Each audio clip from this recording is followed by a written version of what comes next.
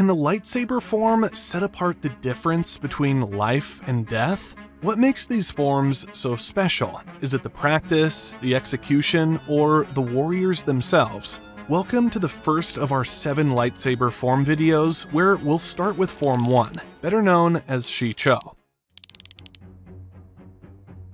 Shii-Cho. Ever heard of it? It's actually Form 1 of lightsaber combat, and believe it or not, it's the point where every Jedi begins their training. So why start with Shii-Cho? Because it's simple, almost too simple. But simple can't always be bad, right?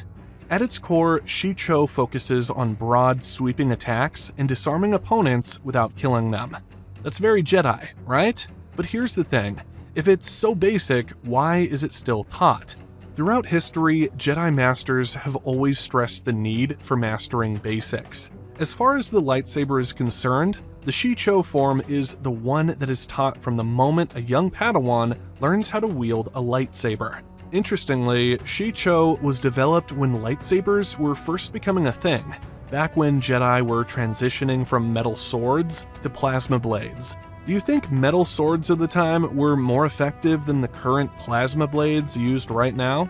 And here's a cool behind-the-scenes nugget. Kit Fisto, one of the few Jedi we actually see using Shii-Cho in the Clone Wars, was animated with smooth, flowing movements to reflect its wide circular techniques. It's subtle, but once you know, you can't unsee it. So is Shii-Cho outdated or is it timeless? And maybe the better question is, how does it stack up against the flashier, more aggressive forms? So how does Shii-Cho stack up against the more advanced, flashier forms like Makashi or Vapad? On the surface, it might seem like Shii-Cho is the training wheels of lightsaber combat. But is that really fair? Let's break it down. Compared to Makashi, which is the second form, specifically designed for lightsaber-to-lightsaber dueling, Shii-Cho feels a bit clunky. Makashi's all about elegance, precision, and minimal wasted motion. In short, it's Count Dooku's jam. So how would a wide, sweeping strike from Shii-Cho hold up against Dooku's flick-of-the-wrist ripostes? Spoiler, not well.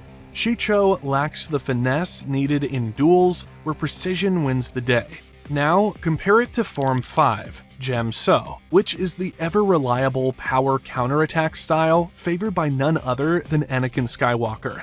Shii-Cho just doesn't hit as hard. It's defensive and straightforward, where Jam-So is aggressive and reactive. In a one-on-one, high-stakes duel, Form 5's raw dominance might overwhelm a Shii-Cho user.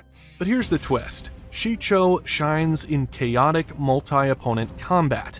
Its sweeping motions aren't just dramatic, they're practical when facing crowds. This made it ideal during the Clone Wars when Jedi faced waves of droids or multiple opponents in open environments.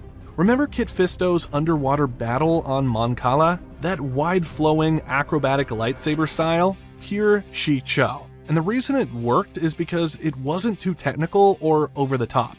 There's also something poetic about how Shii-Cho aligns with Jedi philosophy. With its emphasis on disarming over unaliving and its open flowing nature, it's the most peacekeeper form of them all. Could that be why it's still taught, even though it's rarely mastered? Originally, George Lucas envisioned Jedi combat as more samurai-inspired, slow, deliberate, and powerful. Shii-Cho preserves that vibe more than later forms, which were choreographed with speed and flair to wow modern audiences. So maybe Shii-Cho isn't about showing off. Maybe it's about staying grounded. In a galaxy that loves flash and fury, isn't there something refreshing about a form that stays true to its roots?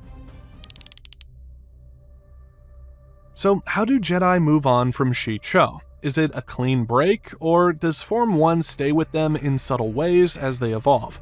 Think of it like learning music where you start off slow when you're shredding solos, those scales are still in your muscle memory and give you wider platform to progress. Most Jedi begin their training with Shii-Cho during their youngling years. It's like learning how to think with a lightsaber, where to stand, how to block, what to expect in a real fight. But as they grow and their roles in the galaxy shift, they usually gravitate toward forms that better suit their personalities. missions, or even their force sensitivities. Let's say a Jedi is naturally graceful and values precision, then it's likely they might dive into Form 2, Makashi.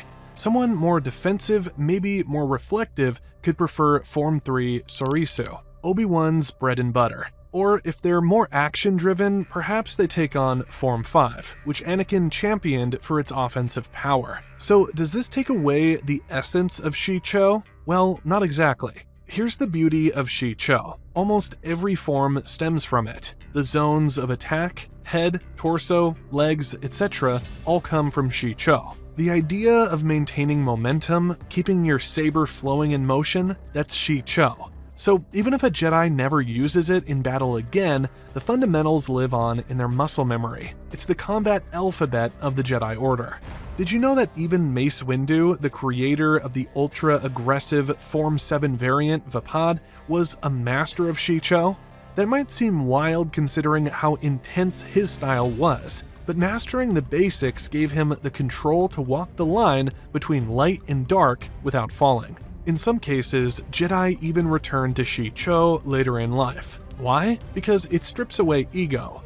When you're overwhelmed, exhausted, or clouded by emotion, sometimes it's better to go back to the basics, to a form that's about clarity, flow, and instinct. So while Shii-Cho might be the first form, it's never just left behind. It's a constant thread in a Jedi's growth, a foundation they always carry with them.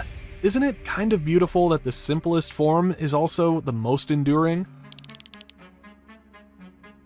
So who actually used Shii-Cho in the field? If it's the training wheels of lightsaber combat, does anyone ever stick with it past Padawan status? Surprisingly, yes. A few Jedi didn't just learn Shii-Cho, they mastered it. Kit Fisto is the standout name when you think of Shii-Cho, but we'll get to him in a moment. For now, have you heard of Sin Dralig? He was the chief of security at the Jedi Temple and a lightsaber instructor to countless Padawans. Known as the Swordmaster, Dralig was proficient in multiple forms, but it's said he emphasized Shii-Cho heavily in training. Makes sense, right? If you're teaching students who might become frontline Jedi, wouldn't you start with the form best suited for chaotic multi-enemy battles? Then there's Lucien Dre, a Jedi from the Knights of the Old Republic comics. While not as well known in mainstream canon, Dre stuck with Shii-Cho long after his training, believing in its effectiveness despite its reputation as basic. Kinda makes you wonder, what does it say about a Jedi who chooses simplicity over flash? And here's a deep cut. Some expanded universe materials suggest that Yoda himself may have incorporated elements of Shii-Cho in his otherwise acrobatic Ataru style. Ever notice how his strikes are broad and unpredictable, especially in Revenge of the Sith? That definitely isn't a coincidence. So while Shii-Cho may not be the crowd favorite, it has loyalists, Jedi who value its philosophy, adaptability, and flow. And in a galaxy full of Sith Lords and Separatist armies, maybe it's the quiet, grounded Jedi that deserve a little more credit. That brings us to the Nautolan legend himself. What makes Kit Fisto the poster Jedi for Shii-Cho? Is it the grin, the tentacles, or the fact that he fought General Grievous and lived? Let's rewind a bit. Fisto was a Jedi Master during the Clone Wars and part of the Jedi High Council. But unlike some of the more rigid council members, Kit brought a kind of calm confidence and fluid motion to his fighting. That's where Shii-Cho comes in. Fisto's entire lightsaber style was built on wide, flowing sweeps, the ones meant to deal with multiple opponents, especially underwater.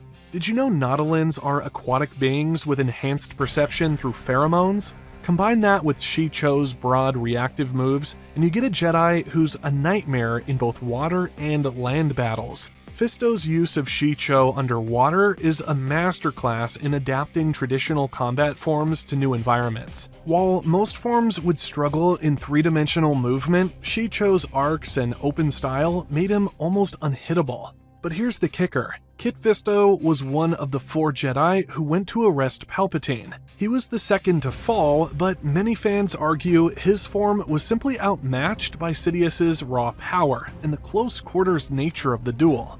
Shii-Cho wasn't built for one-on-one assassination battles against Sith Lords. It was made for Jedi leading troops, maintaining control and avoiding lethal force. Could Fisto have survived longer if he used Makashi or Gemso?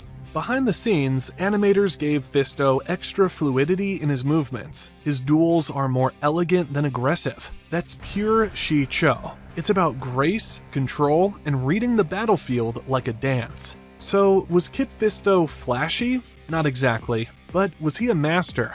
Absolutely. And in the grand scope of Jedi history, maybe that's what makes him unforgettable. So, if Shii-Cho is seen as the most basic lightsaber form, why is it still taught to every Padawan in the Jedi Order? I mean, shouldn't they just jump straight to the flashier stuff like Sorisu or Ataru? Here's the deal, Shii-Cho isn't just about fighting, it's about learning how to move with intention. It teaches younglings discipline, awareness of their body, and how to control their emotions in battle. Jedi aren't trained to fight just to win. They're trained to defend, to disarm, to de-escalate, and no form drives that point home better than Shii-Cho. But it doesn't stop at being a beginner's guide. Have you ever noticed how other forms seem to borrow from it? That's because they do. Form 2, Makashi, it refines Shii-Cho's precision. Form 3, Sorisu, it evolves Shii-Cho's defensive posture into a near-impenetrable wall. Even aggressive forms like Form 5 build on the same basic principles of balance, positioning, and momentum that Shii-Cho introduces. So what makes Shii-Cho the foundation of Jedi combat?